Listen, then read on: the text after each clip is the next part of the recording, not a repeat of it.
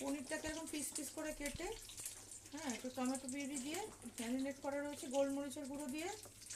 আর এখানে হচ্ছে ময়দা, কর্নফ্লোর আর বেকিং পাউডার দিয়ে বাটার দিয়ে একটা ব্যাটার গোলা আছে। খুব সহজ একটা রান্না। তারপরে এটা আমি ভাজছি, ফার্স্ট ফ্রাই করে সেকেন্ড ফ্রাই করতে হবে। এটা ফার্স্ট ফ্রাই করেছি, আবার একবার করে সেকেন্ড ফ্রাই করতে হবে। আমি দেখিয়েও দিচ্ছি, ওর কাছে ধর,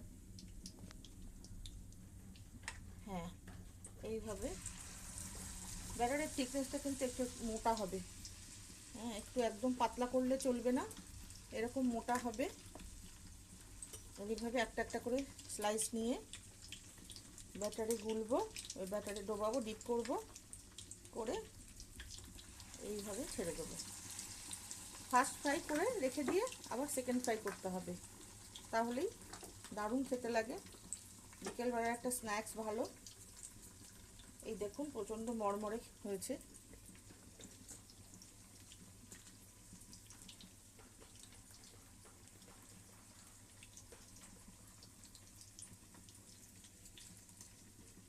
এই দেখুন।